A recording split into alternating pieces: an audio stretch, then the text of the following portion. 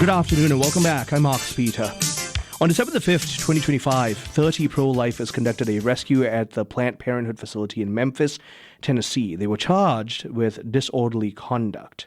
That charge has since been dismissed. Joining me to talk about this is my dear friend, Dr. Monica Miller, who is Director of Citizens for a Pro-Life Society, one of the most prolific voices for the life of the unborn in the womb. Monica, thank you for joining us. How are you? It's great to be with you. It's always an honor. I participated in this rescue in Memphis, Tennessee at the Planned Parenthood. It was organized by a new group called Rescue Resurrection, which is founded by Randall Terry, who was the founder of Operation Rescue back in the 1980s. It's interesting to see that a number of people who participated, actually it was a 3-day event that climaxed with the rescue. And Bishop Joseph Coffey, for example, was one of the speakers, as well as Sister Deidre Byrne and Father Fidelis Moshinsky of the Franciscan Friars of the Renewal. So there's some really, really good people that were part of this whole thing. But we did the rescue on December 5th, and I participated in it with a number of other pro-life leaders. Melanie Salazar, for example, from San Francisco.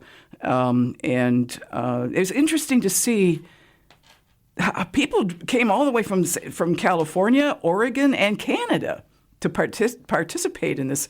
Richard Durr, D-U-R, was part of it. Kathy Ramey, and so on. Teresa Bukovinik participated in it. But anyway, we were initially charged with trespassing. This was an old-fashioned rescue, blocking the door of this particular abortion facility. It was not a Red Rose rescue that doesn't block anything. So we were charged with trespass and the additional charge of disorderly conduct, which really made no sense, but okay, there it was. What happened is our great attorneys, Martin Cannon and Steve Crampton representing the Thomas More Society in Chicago, had some heavy-duty negotiations with the Shelby County prosecutor, the assistant district attorney, and he agreed to throw out the disorderly conduct charge. So we got that went away. So all that was left was the trespass, and he even offered almost a deal that was almost too good to pass up. That time served. And by the way, if people read the article that was printed in Life Site News, I described the jail experience that we had. I call it the jail from hell. But in any case, we got time served. And no fine, no probation, no community service, and you're out the door. So if we pled no contest, okay. So we did. We pled. There were 13 of us that remained as defendants. Kind of interestingly, 4 of the 17 who wound up getting arrested actually had all of their charges dismissed for various reasons. If you read the article, we can go into the details as to why that happened. So we were down to 13 defendants, and we appeared in court on February 3rd, so just a couple of days ago. The female judge, Judge Taylor Batchelor, she accepted the plea agreement, and we have the right, if you will, to make a sentencing statement or a statement upon conviction. So we did get convicted of the trespass. Okay.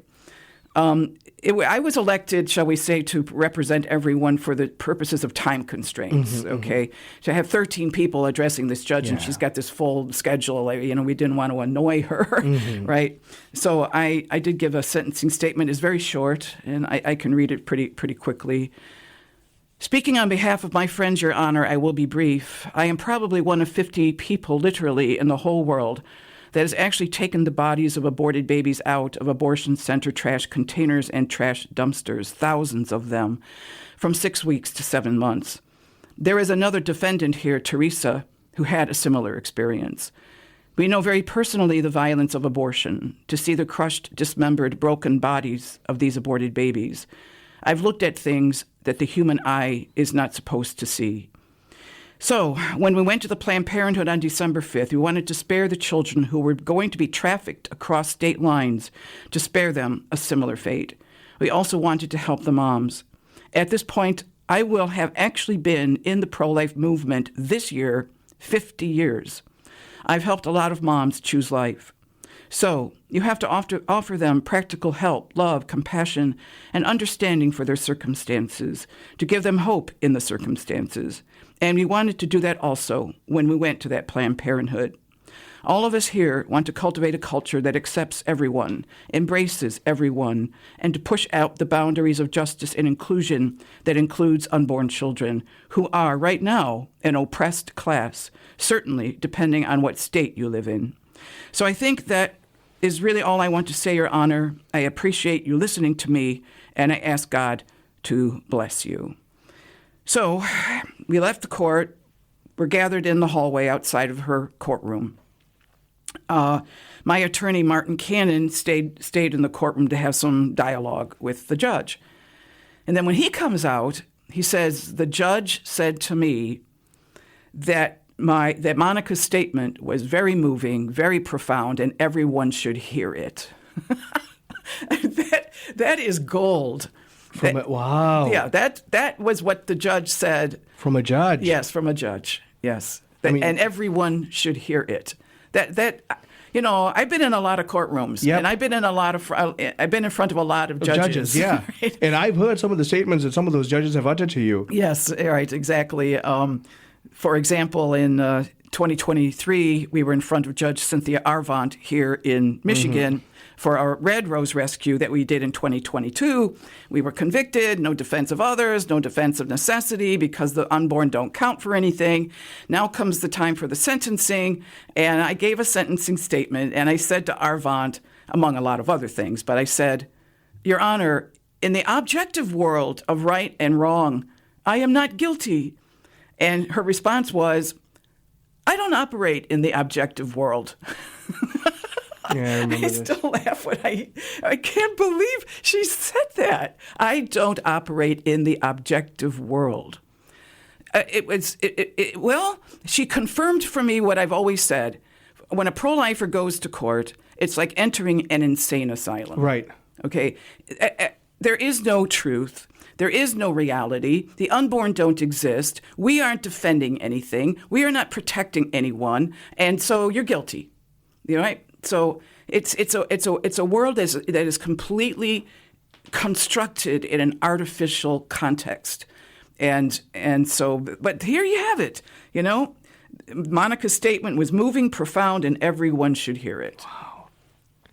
So and we felt okay. We were vindicated. That's right. At least you encountered another human being.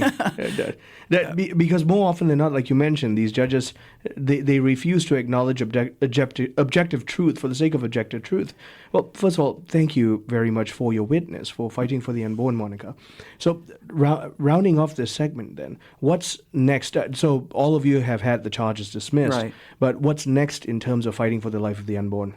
Well, there will be more rescues in the future, certainly in 2026. Most likely Red Rose rescues that I prefer to be involved with. Not that I have a problem with the other kind. I've done plenty of those, okay? Just given the legal climate now. Well, the legal climate, it honestly depends on what state you're in.